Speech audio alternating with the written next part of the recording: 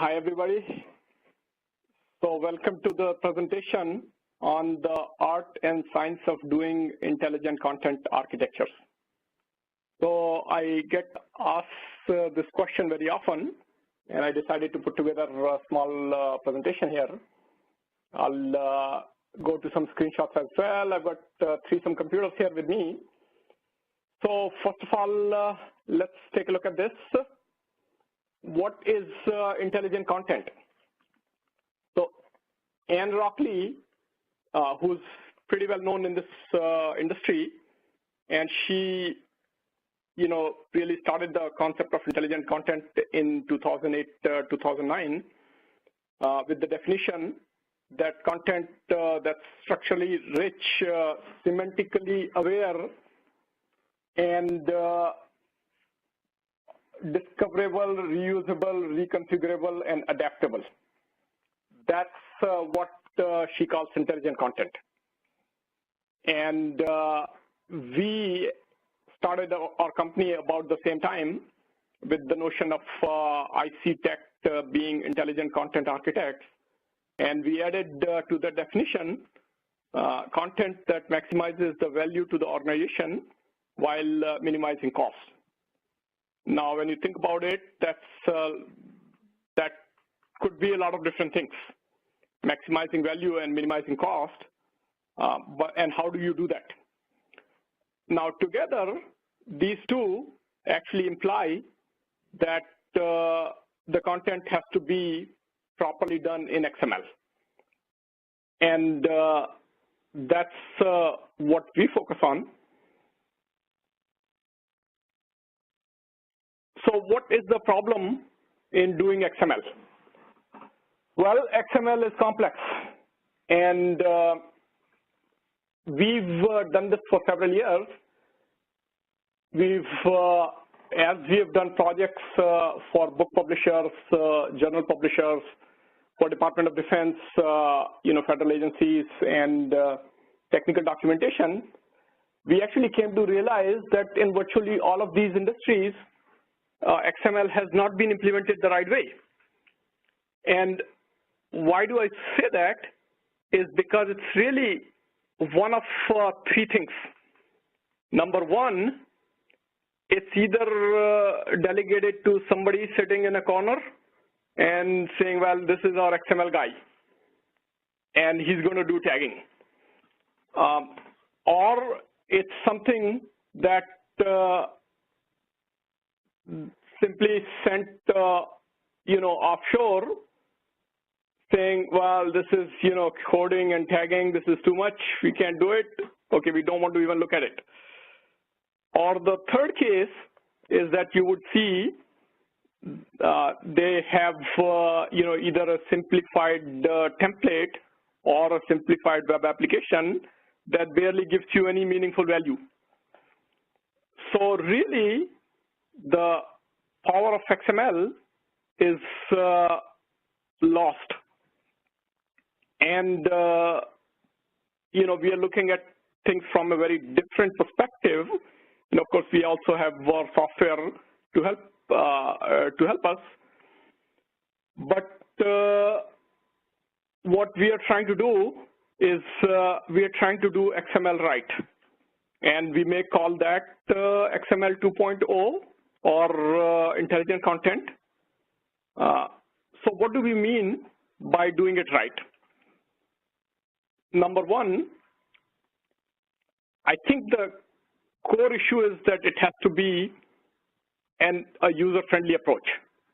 So if you're an organization using XML, you really should be able to have anybody, create and use XML. The software, and I think this is the big problem in the industry because there is no software that can really read your mind, so to speak, or minimally infer the XML automatically from the content. Now, the couple of the other things here is, first of all, when you're getting, the knowledge workers involved, they need to see this as a benefit rather than a burden. And what do I mean by benefit rather than burden? Well, if you say to somebody that, it's your job to do XML, well, what's in it for me? On the other hand, if you say to an author that, if you do it this way, you'll get your table of contents automatically, or your document will be formatted to look nice if you do it this way. And XML happens, behind the scenes. That's what we like to do, and it really is, quite an art and science, which comes from a lot of practice and experience. So, welcome to the art and science of intelligent content architectures. Now, just at the high level, I'm going to switch to a couple of screens and show some things. But the fundamental starting point is that you need to have a proper model of the content with an XML schema. And I'll show in a second what it means. But essentially, what has happened in a number of publishing initiatives and XML projects is you really have a very broad schema that's too loose, and you try to fit everything in there. For example, if you look at book publishing, it's really a lot of times it's a case of round hole square pegs. So instead, we have this model that we call the intelligent content model. And let me go ahead and switch to that. I'm going to show this for a journal. I'm going to show this on a DoD document. Let me switch my screen here. All right. Here is a Word document that would be considered an unstructured document. And what we do, first of all, in Word, we have a tab called Intelligent Content.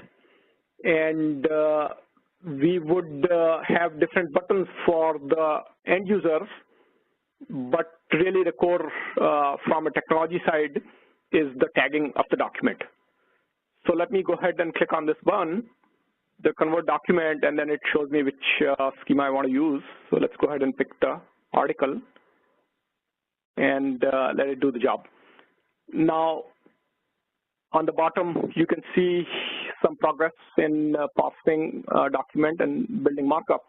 What's actually happening behind the scenes is we are matching this document against the schema that's supplied. So let's let it finish, and we'll take a look at that.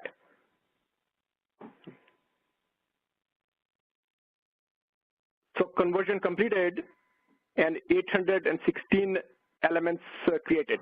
And on the right side, you can see the document structure. Now, in this case, you see the tags differently. I'm going to switch to another one where, I'll show the tags with the different structure.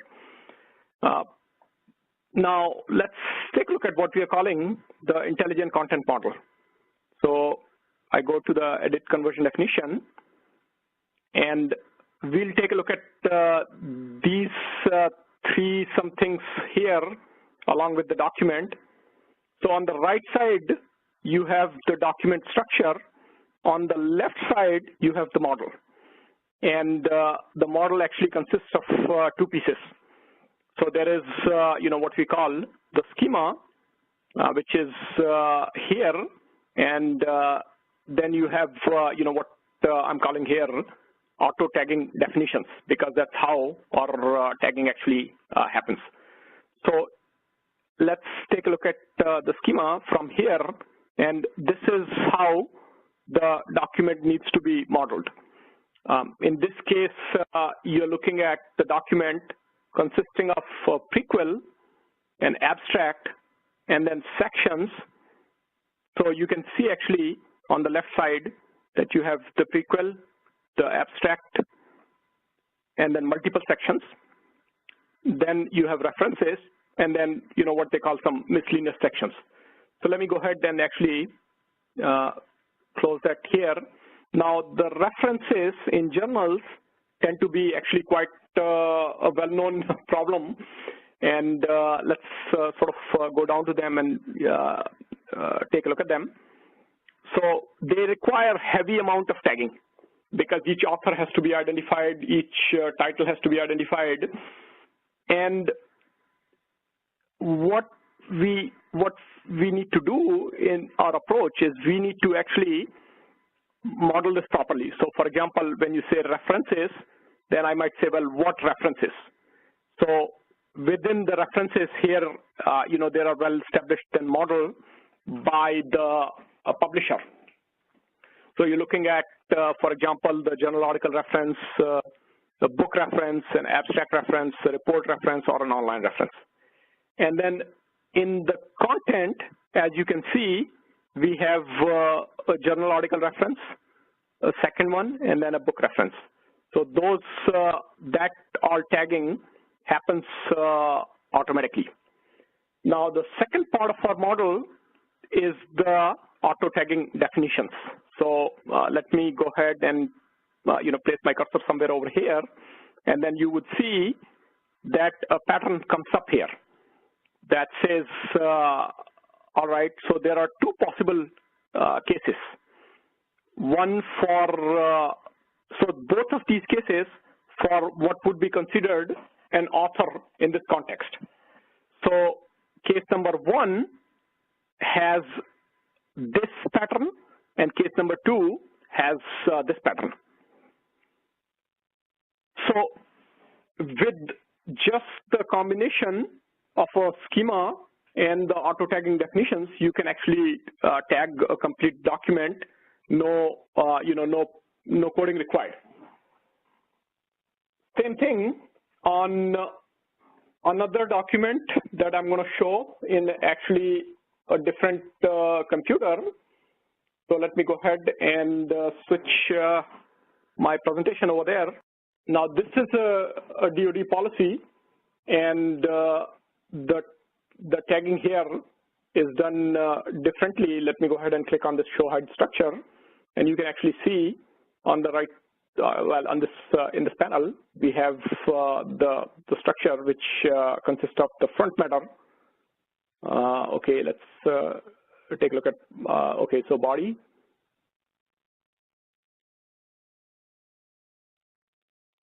signature block, attachments, another attachment. Right? So that's our basic approach for automating the tagging of the documents. It includes a schema and an auto tagging definition or definitions. Now let me go back and continue on the presentation. All right. So this is this was about modeling properly with the XML schema, and the second important part now, what we see is that tagging does not work, and that's the statement that we hear from different publishers, different situations, book publishing, journal publishing, technical manuals. Well, what they really are saying is that, well, while it might work for a document or so, when somebody sends something different, it doesn't work.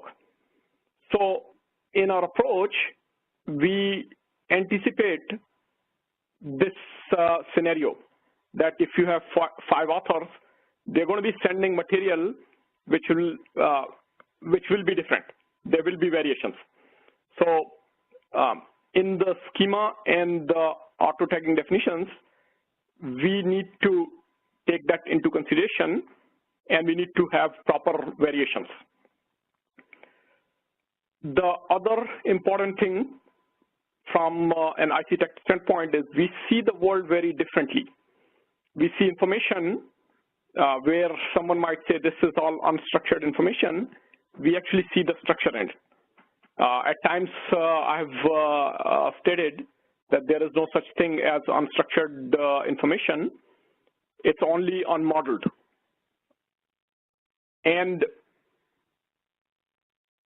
for example, somebody came to me with thousands of resumes from different individuals, and looking at the project of trying to do something. Now, everybody does their resume differently, but when it comes to actually looking at those sample resumes, those documents, the question I ask is, what are you trying to do with it? What information are you interested in it? And if you can define what information you're interested in it, we understand that there are a lot of variations, but you can create models, and you can begin to extract the information that you're interested in.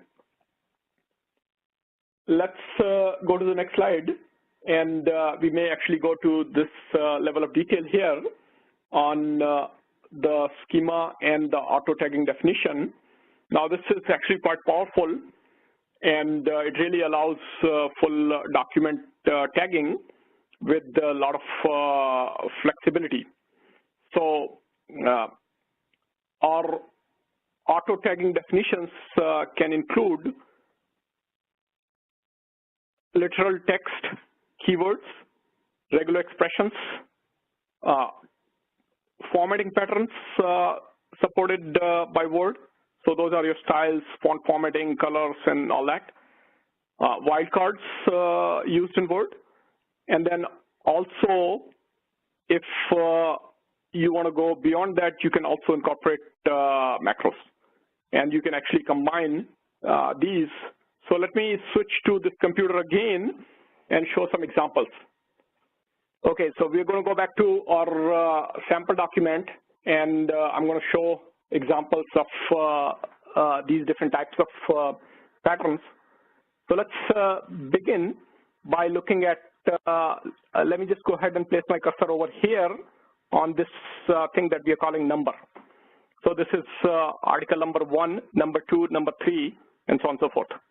Now, in here itself, you can actually see that this case we are accommodating where you have the number, and the number is then followed by a period. But there are other cases as well.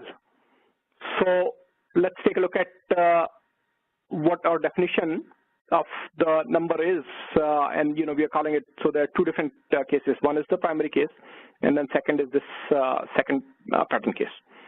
Now, the first case is you say, well, my content is actually regular expression. It's a number any number of times, okay, and then my trailing pattern is actually a literal, which is a period. But then you have another case, which is something like this. So, 2, right?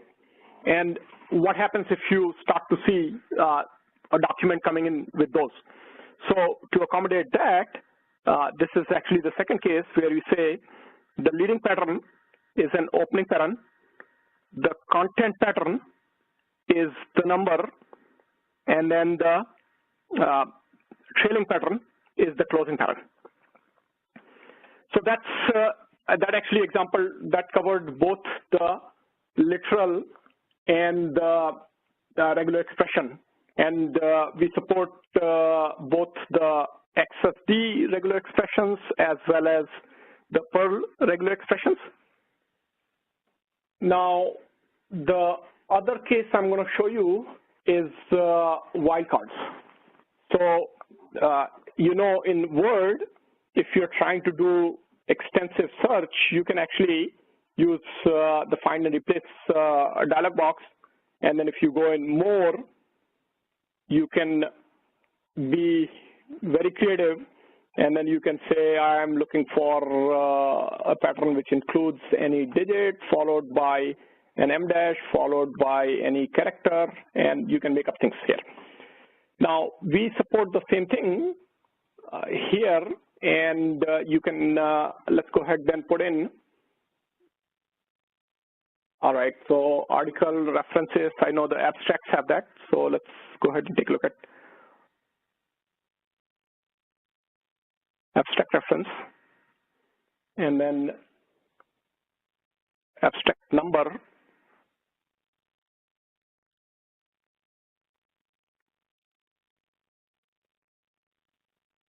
All right, so the title here, all right, publisher pages, right, abstract number here.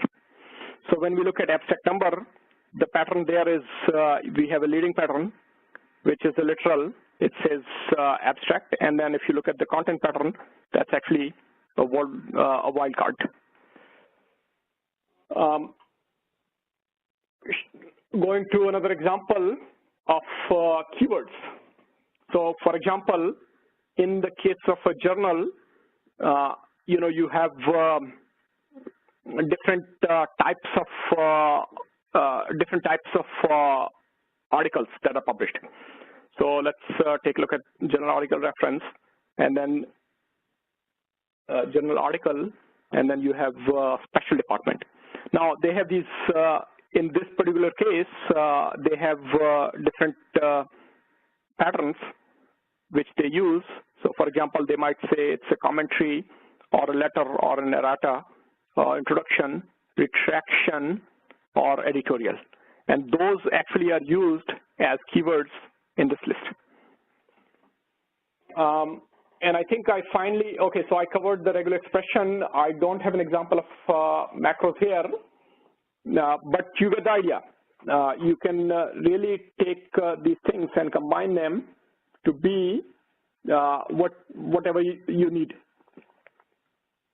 And then the tagging here is fairly straightforward. If I were to simply, if I wanted to tag this, let's just go ahead and remove. And let's go ahead and retag it.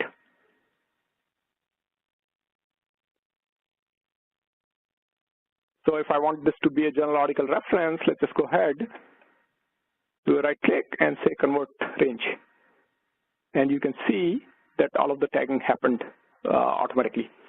Same thing on the other document. So let me go ahead and switch to that. So for example, if I wanted to, as you can see, this one, for example, is an attachment, and right now it's marked as invalid. Now this is the structure of this attachment. So this is the key ID and the body, and I actually know why this is invalid because it, is missing a title. So let me just go ahead and put in title. Very creative. And let's go ahead and remove the XML here. So let's go ahead and say drop all markup, and we'll go to this button, and let's take the attachment and then retag it. So when I retag it, you notice that all my tagging, all my XML, appears back in here, and this time I have a title as well. All right, so moving on. Right, so we covered the different auto tagging definitions and the combinations. Now, the next slide or so is really about our principles, and just want to elaborate upon that. So what we've realized is that when you are looking at any industry schema, whether it's JATS or DocBook or BITS or DITA, and trying to use it for your purpose, you certainly, or you can create a custom schema.